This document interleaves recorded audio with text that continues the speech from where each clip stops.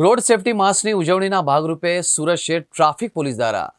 વર્ષ દરમિયાન સૌથી ઓછા ફેટલ એક્સિડન્ટ થાય એ માટે જાગૃતિના ભાગરૂપે સિટી બસના ડ્રાઈવરોને ટ્રાફિક નિયમો અંગે સમજ આપવામાં આવી હતી।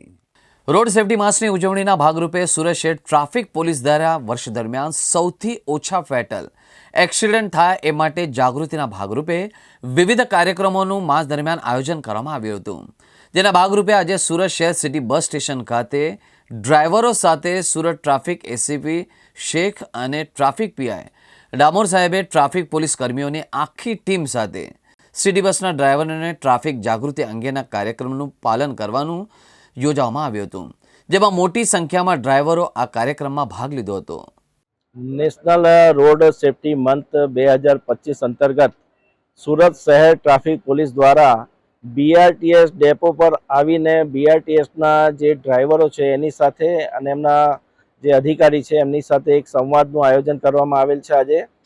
તેઓની સાથે ટ્રાફિકને લગતા જે કંઈ નિયમો છે એની અમને સમજ આપવામાં આવી છે। ખાસ કરીને બીઆરટીએસ રૂટ પરથી પસાર થતી વખતે રેડ સિગ્નલનો ભંગ ન થાય એની અમને સમજ કરવામાં આવી છે, તેમજ ટ્રાફિકના દરેક નિયમોનું પાલન કરવા પણ એમને સમજ કરવામાં આવી છે। ખાસ કરીને વધુ સ્પીડે વાહન ચલાવવું નહીં, તે એને માટે એમને જે ચર્ચા કરી તો એ લોકોએ પણ આશ્વાસન આપેલ છે કે સાહેબ અમે ટ્રાફિકના દરેક નિયમોનું પાલન કરીશું અને ઝીરો અકસ્માત થાય એ રીતે દરેક ડ્રાઈવર આખા વર્ષ દરમિયાન ડ્રાઇવિંગ કરશે। સુરત શહેરમાં ભારે વાહનોથી જે કંઈ અકસ્માત થાય છે એનો અમે જે અભ્યાસ કર્યો છે અને એની પેટર્ન જોઈ છે, એમાં ખાસ કરીને જ્યારે પણ ટુ વ્હીલર વાહન ચાલક કોઈ પણ ભારે વાહન including BRTS bus, city bus